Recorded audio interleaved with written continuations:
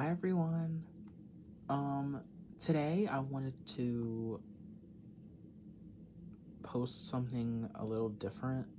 I wanted to do a totally hopefully unedited. I have a lot of background noise, but hopefully unedited just rant video because my last video I cut a lot out because I talk too much, and sometimes I think I have good takes. So I want to delve deeper into my ranting, and I wanted to talk about something that means a lot to me.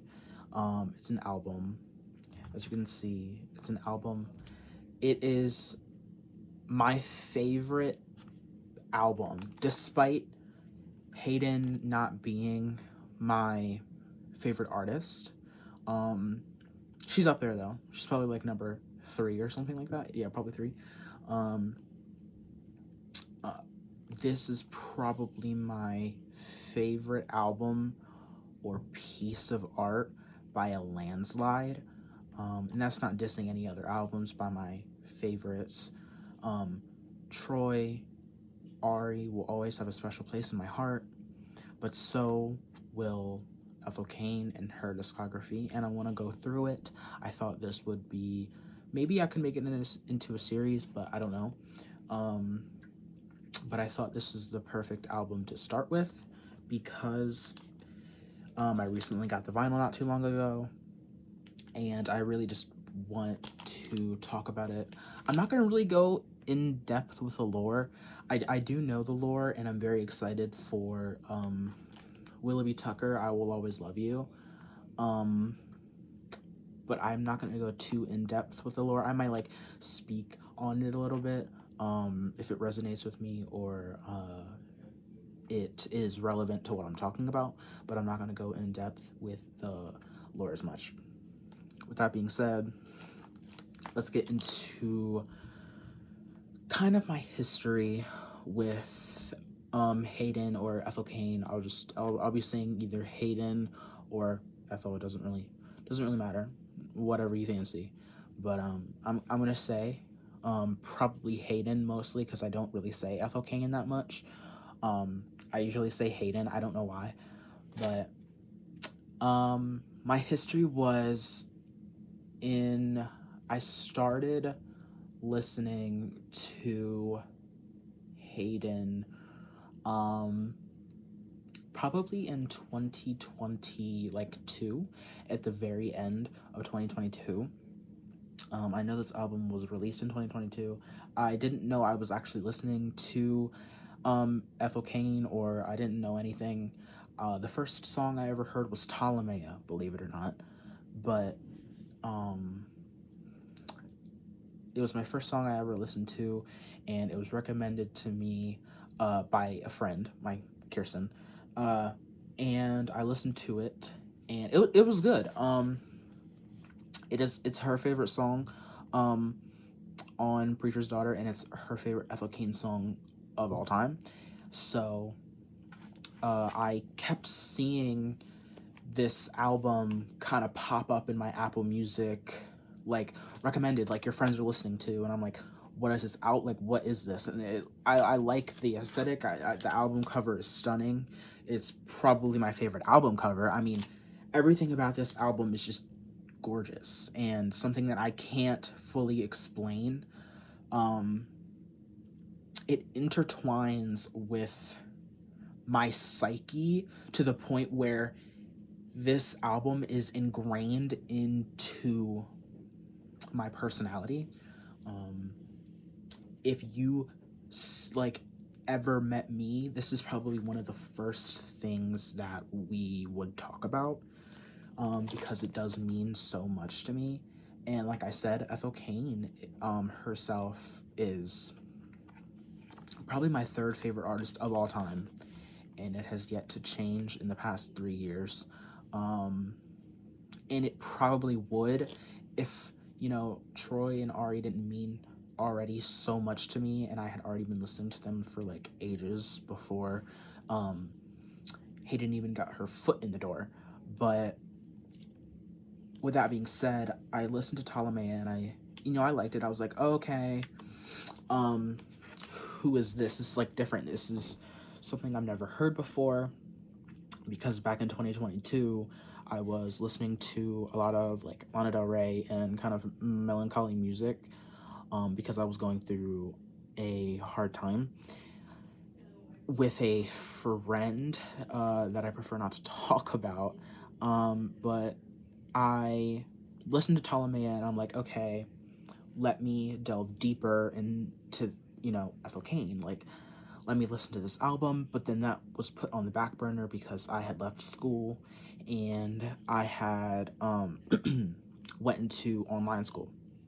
So flash forward to about the middle of 2023, so maybe like I want to say April or May, because I think it was May, because I think this album was released in May.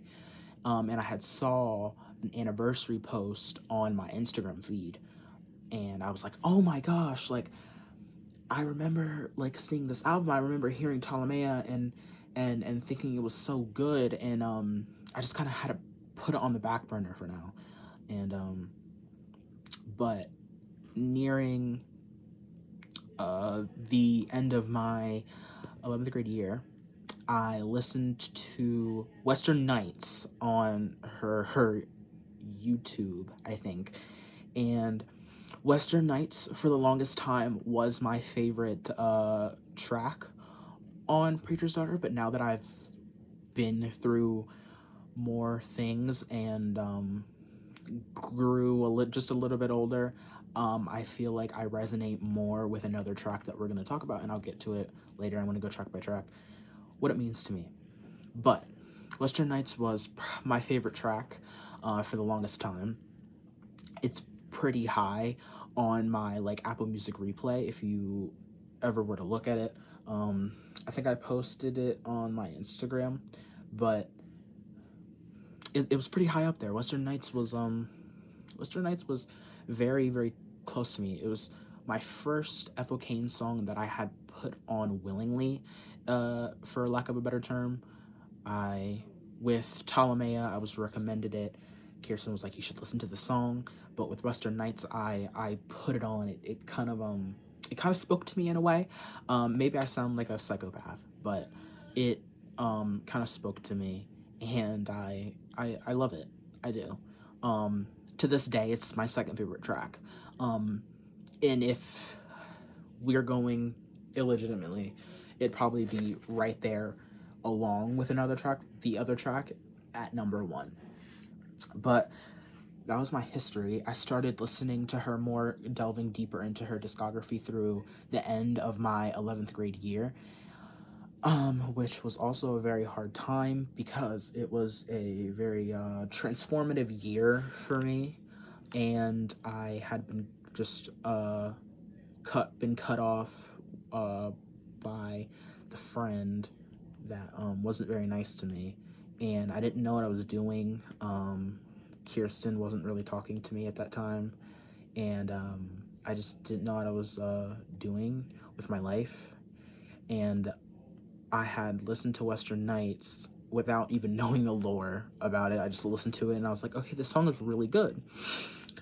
So then, I'm not going to talk about this track too much because it's not on Preacher's Daughter, but I started listening to Crush a lot, which is one of her like most popular songs. Very good track. It's on Inbred, but I started listening to Crush a lot, and I loved it. But throughout the end of my 11th grade year, I started to, listen to this album in full. I listened to it for the first time, I think just after school had ended, so in like June. I listened to it in full, June 2023, and then I realized that I saw on my TikTok For You page that there was lore, so, I was kind of invested. I was invested in it. It's very interesting. If I'm, like I said, I'm not going to go into it, but if you are interested, you should definitely go into it, because it's very, intricate. It's very, it's very deep, and sad, and a lot of people will relate to it. I feel like it's very relatable. Um, Not to me as much, but there's songs that I definitely do relate to in some sort of way. But that's kind of my history, and ever since I went through her whole discography and became a huge Hayden Silas Anhedonia fan. Um, One of probably my favorite song of her whole discography is "Head in the Wall." Um, I love her whole discography. It is, I think, she has a flawless discography. There is not one bad song except Lily's, which I'm not going to get into. I might get hate for that, but I do not like Lily's. It is her only bad song. But yeah, I listened to the album in full. I learned the lore. So we're in July at this point, and I'm really getting into her music a lot more and listening to her past EPs, and enjoying my time. It gave me a purpose to, like, you know, whether I was like playing a video game and listening to something other than Preacher's Daughter in the background, it gave me a sort of like purpose to, or something to do. But right now we're talking about Preacher's Daughter.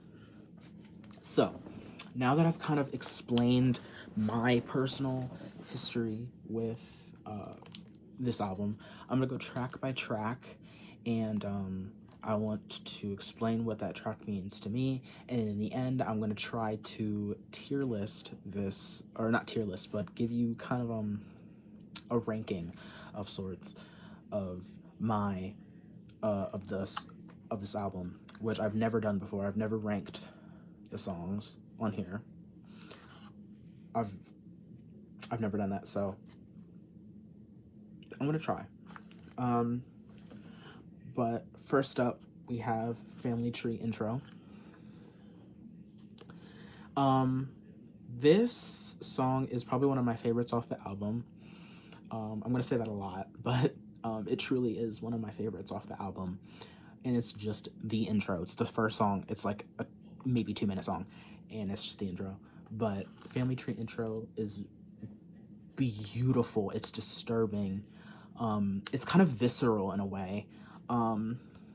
It didn't resonate with me that much when it comes to the family aspect, but there's some lines in there that I could definitely pick apart and say, oh, that's like happened to me in some sort of extent. But it would be a far stretch because I wasn't really raised religious, like this album is centered on. But like I said, some of these tracks I will relate to very loosely. But Family Tree intro is a very good track, and is very high on my list. Next, her most popular song is American Teenager. American Teenager is a pop. It is a fun song, but has very deep undertones to it. If you really listen to the lyrics, and even without even getting into the lore at all, if you just listen to the lyrics, under this pop, happy facade that is American Teenager, you get these horrible and vicious lyrics. And it's just, I lack words to even describe how it gets often overlooked because of how poppy it is, but people who have like maybe looked into the lore know that this song is far from like poppy and happy. It is very it's the start of something so dark, and Ethel's, the character, her descent into madness and what drives her to her death. And I feel like this has so many underlying lyrics and just even the instrumental at times, like at the end, it can be kind of monotone, to me at least. I feel like in the end, where she's kind of fading out, it sounds forced. It doesn't sound, you know what I mean?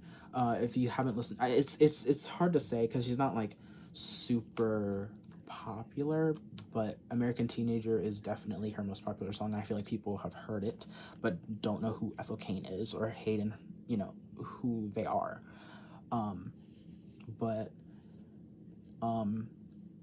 next on the track list is A House in Nebraska, which is, I think, her second most streamed song on the album. A House in Nebraska is really good. I like this track. I can't say that it stands out to me with all the songs that are jam-packed. It is one of the better ones, but I can't say that it stands out to me personally like it stands out to, her fans or the people who, just listen to her music kind of lightly. But it's a very good song. I prefer the live version if you've never heard of it. I don't know what the channel name is, but I'll see if I can find it and link it in the description. It's a very, very, very good. It makes an already monotone song that is A House in Nebraska and makes it even more monotone and makes it even more raw. And I feel like that's beautiful. I feel like we go from American Teenager, which is set up to be this, hip and, so juvenile song, and then we go into A House in Nebraska, which is like reflecting on her past love, and it's sad. And we're not even at the saddest song or the saddest part in the story even. And A House in Nebraska is what is going to be the new album. Will It Be Tucker? I Will Always Love You. A House in Nebraska is going to be the kind of moment that it's all based on. But next song, Western Nights. I kind of explained this.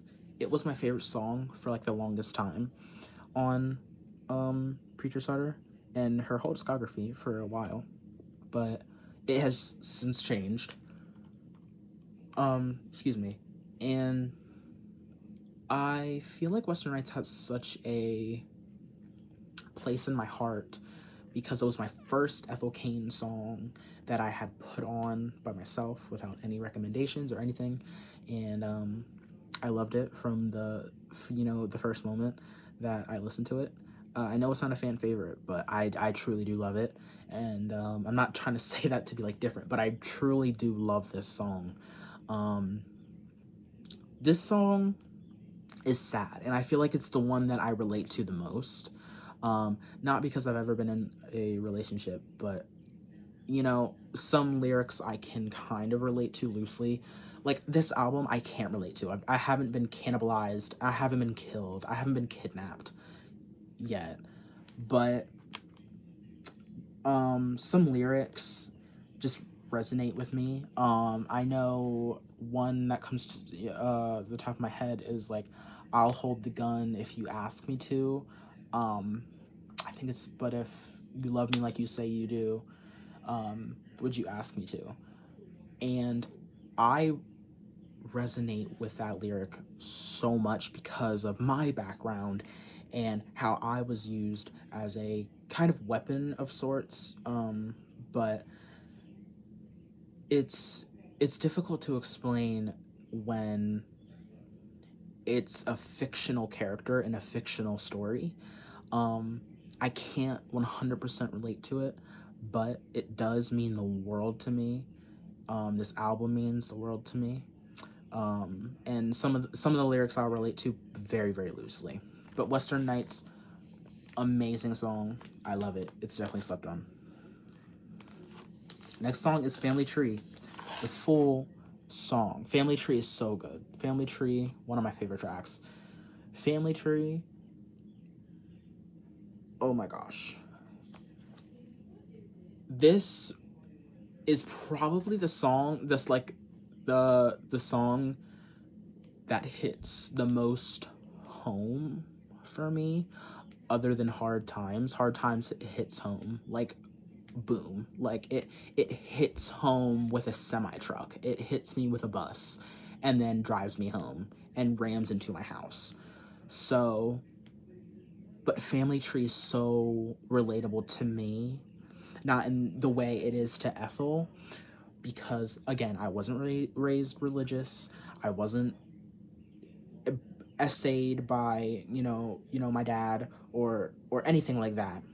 But Family Tree, I feel like anyone with generational trauma or trauma given to them by a parental figure can relate to at least one lyric or one fucking vocal chord of this song. And I feel like it's so beautiful, it's so disgusting, and it makes you feel gross. It makes you feel like you're in Ethel as a character's shoes, and it makes you feel nasty. It makes you feel like, in this point in the story, I'm like, you're giving me all these hints at what happened to you as a kid, but what really happened? Because if what you're saying is true, what happened to you is truly gross. And I feel like anyone can relate to that. Even if you haven't like been majorly hurt by someone, anyone can be wronged by a family member in ways that will change them forever. And I feel like at the core that's what this song is about, in my personal opinion, despite the lore. But moving on. Next, we have Hard Times. This is the one that I said hits the most home for me. And this is the song I was talking about when talking about Western Nights. This is my favorite song on Preacher's Daughter Now. I can't put into words how much this song means to me and how much the song resonates with me. It's so difficult to put into words to tell somebody else, or to even wrap my own mind and my own thoughts into what this song is, because again, like all these songs, it's disgusting. It makes you feel vulnerable. It brings all the bad memories that you had suppressed out, and it makes you really think and reflect on them, especially at the end of the song, when that kind of chorus kind of repeats. It's sad, it's cruel, and I feel like this song should be at the top of anyone's Ethel Cain list, but it's not, which I'm okay with that because I like gatekeeping. So, Hard Times is my baby, and Western Nights will always be some of the song that I love. It will always be in the world, but Hard Times, stand up. Next we have Thoroughfare. This is a good song. Now, we're getting into the part of the album which falls off for me, which again, this album has no bad songs. I'm just saying we're getting to the part of the album where it kind of goes like songs that I wouldn't replay on a daily basis. Like Thoroughfare, I would. Thoroughfare is good. I love it, and I've always loved it ever since I heard it. It's a very confusing song that stumped a lot of people, and when it comes to the lore, and Hayden herself has given us not many hints on what really went down, but I will say that, in my opinion, she did get kidnapped. I don't even think that's an opinion. I think that's fact. Ethel got kidnapped. And it wasn't this whimsy, oh, I'll follow you to the west. No, Thoroughfare is a song about someone trying to suppress what they're going through. And I feel like that is so beautiful because we've all been there. I feel like every person has experienced something that they don't want to think about or they actively try to suppress. And anyone can relate to that. And if you can't, I think you're lying. But Thoroughfare is very good. I don't like the ending. I don't like it. Most of the time, if I have my phone on me, I will skip it. But I know that's like a hot take because I think people like it. I think, but I don't know. I just don't.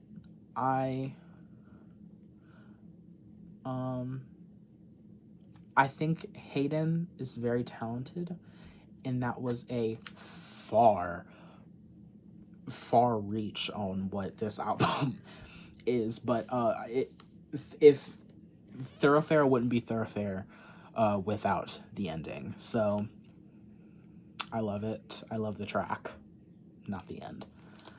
Next, we have Gibson Girl. Gibson Girl is a very good track. It is kind of a, I want to say low kind of rap song, but I don't know how to really describe it. I don't know what genre I would call it other than like a really slow rap song. I feel like it kind of like gives me hip hop vibes. And I feel like this is the descent for Ethel, as we're already descended. But it's a very good song. There's not much I can really say because in these last couple songs, again, I've never been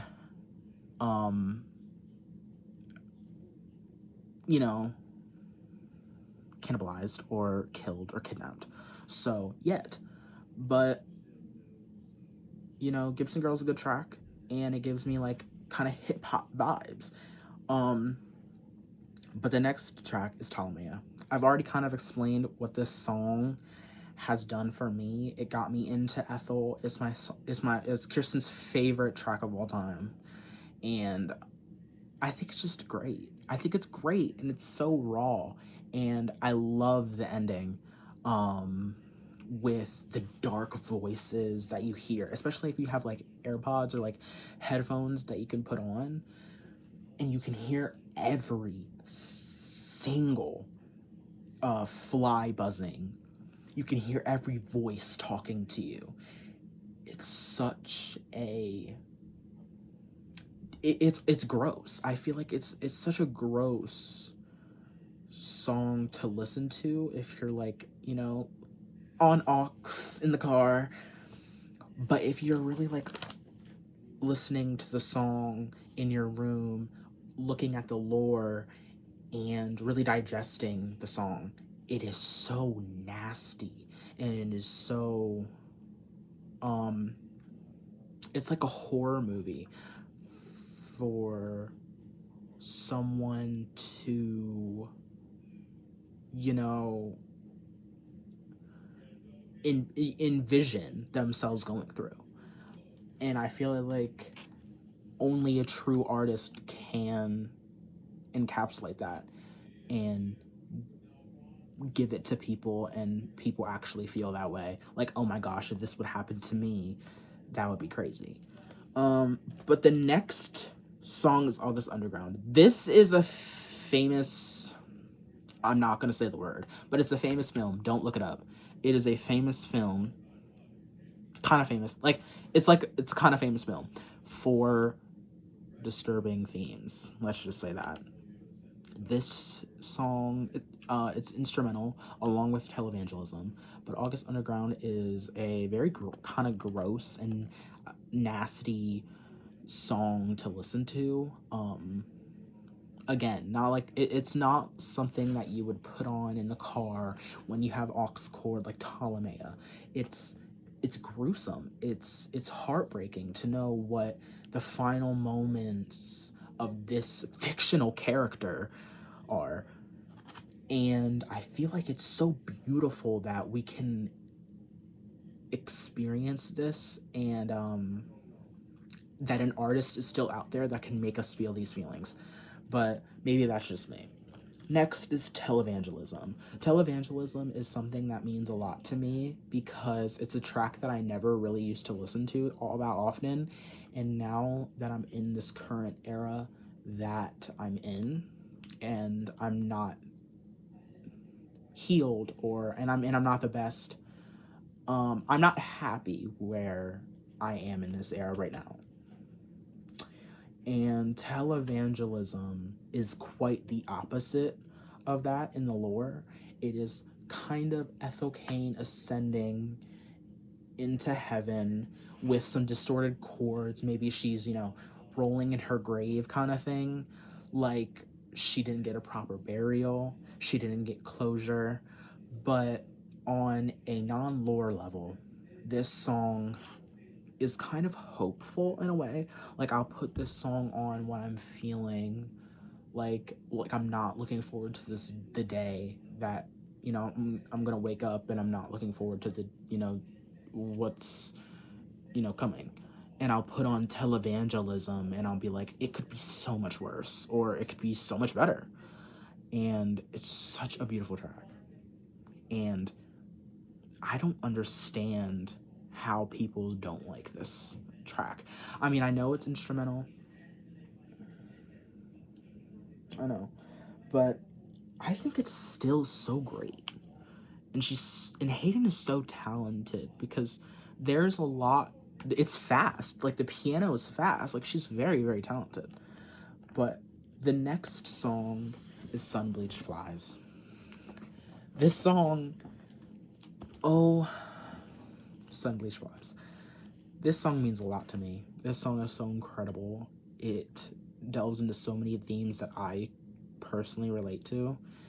And I would like to say it's my personal anthem, but it's not, because of how I was raised and how I am now. It's just not who I am. But I really like to, when I put this song on, I like to envision a world where I'm different, and I can forgive it all as it comes back to me, and I don't have to die to forgive people, if that makes sense. But for the moment you've all been waiting for, Strangers is the final track.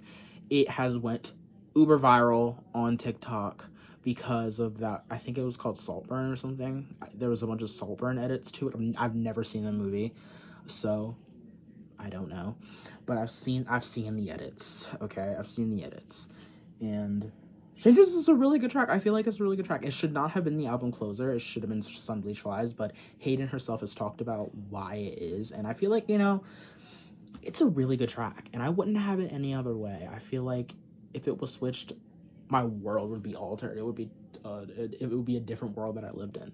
But there's not much to say. You probably know Strangers. You have probably heard it on your For You page because it went a little viral because Saltburn was like the movie for like a month or two, and every edit that I saw of Saltburn was with Strangers. So I feel like you've heard it, and I feel Strangers is such a, again, disgusting song. It's depicting what is going on after Ethel is dead and her getting cannibalized, and it's gross. I don't know I don't know what else to say. It is a disgusting song, but it is so good, and I would not recommend this song. There's so many other good ones in Ethel's discography. Don't listen to Strangers. It's a good song, but where it is at with the lore, don't listen to it. But for my ranking, I'm nervous. I don't know what I'm gonna do for this. I'm gonna try to speed run. And I'm not gonna. It might change. This is a rough draft. I've never done this before. Hard Times, Western Nights, Sun Bleach Flies. Family Tree intro. Strangers. Yeah. American Teenager. House in Nebraska. Thoroughfare. Televangelism. Gibson Girl. Ptolemaea. August Underground. A rough draft. Don't kill me. But that was what Preacher's Daughter means to me. And I hope you enjoyed. I'm probably going to make this a series on the albums that mean the most to me. But if you enjoyed, please do whatever you want to do. And I appreciate everyone and everything and every being. And just don't talk to strangers, or you might fall in love.